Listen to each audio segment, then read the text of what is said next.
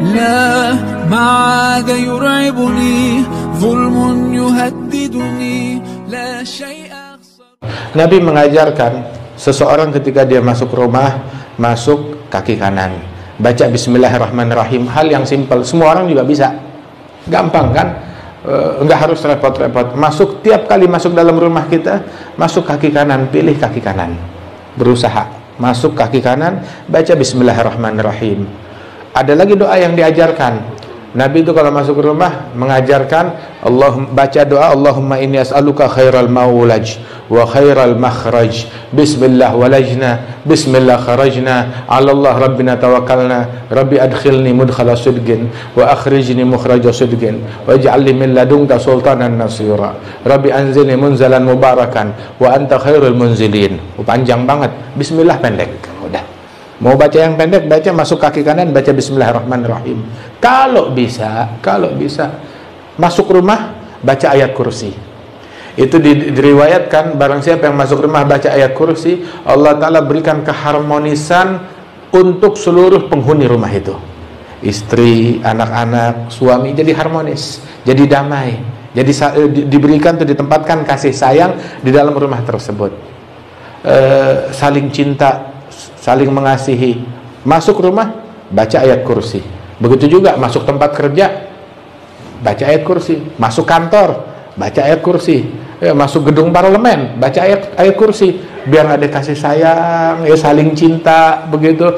Jangan ngelihat orang bahwa ini lawan, ini saingan, ini musuh, ini saya nggak demen ini gitu. Jangan, cintai semua orang, kasihi semua orang sebagaimana diajarkan oleh Rasulullah Sallallahu Alaihi Wasallam. Masuk baca ayat kursi, baca bismillahirrahmanirrahim, kaki kanan baca ayat kursi. Masuk ruang rapat begitu juga, masuk kaki kanan baca bismillahirrahmanirrahim. Terus diajarkan kalau bisa tambahin lagi, baca surat Qul huwallahu ahad. Bismillahirrahmanirrahim, Qul huwallahu ahad, Allahus samad, lam yalid wa lam yulad wa lam yakul lahu kufuwan ahad 3 kali. Khasiatnya apa?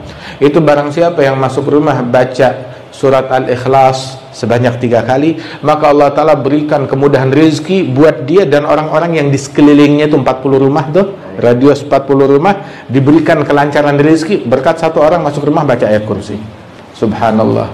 Jadi mukmin yang mengamalkan adab dan sunnahnya Nabi Muhammad Sallallahu Alaihi Wasallam, dia punya pengaruh dan dampak baik bahkan kepada orang-orang yang ada di lingkungannya, walaupun orang-orang tersebut gak kenal sama dia, tapi dia nggak sadar dia dapat rezeki dari Allah berkat ada tetangganya masuk ke rumah baca surat Al-Ikhlas 3 kali.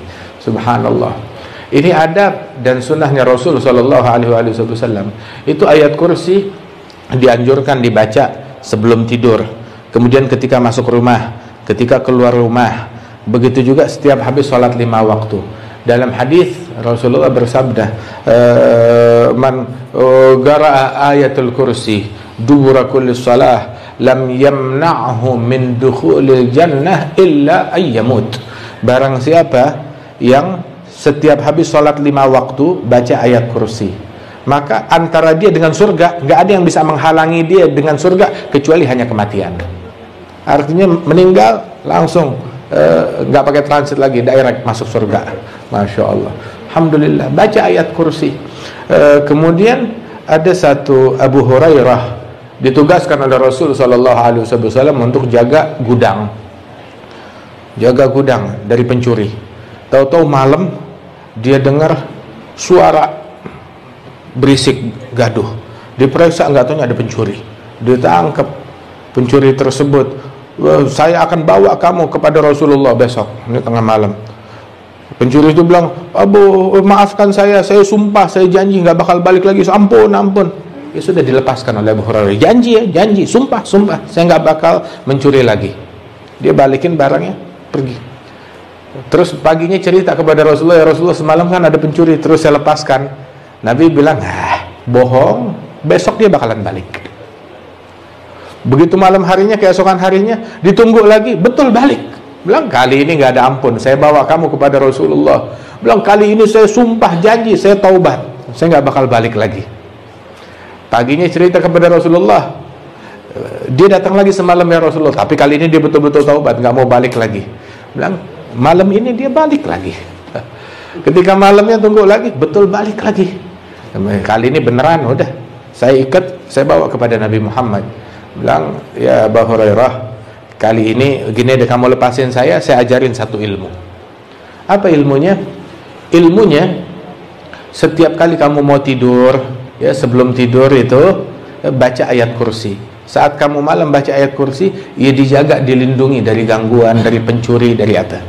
Oh begitu ya, karena udah dikasih imbalan, dilepaskan oleh Abu Hurairah. Paginya cerita kepada Nabi Muhammad, Nabi bilang, sodak wa innahu lakadzub. Apa yang dia ucapkan itu tentang ayat kursi betul, dan dia adalah kadzub. Apa itu kadzub? Setan pendusta. Itu sebenarnya setan yang apa namanya, yang mencuri. Ada syaitan diutus, cari besok udah nggak ada lagi. Subhanallah. Artinya baca ayat kursi, maka seseorang akan dilindungi dari banyak keburukan.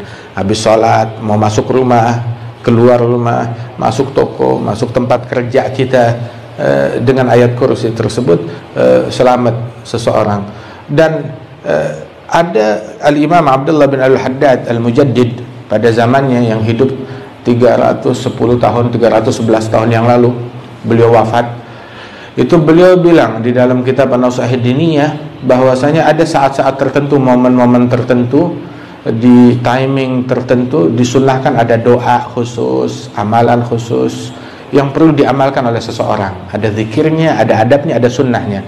Terus kalau dia nggak baca, kalau dia telantarkan hal-hal tersebut, lantas ditimpa keburukan, ya jangan salin siapa-siapa kecuali diri sendiri. Kenapa kamu nggak baca? Kamu nggak. Nah, kita di zaman masa kondisi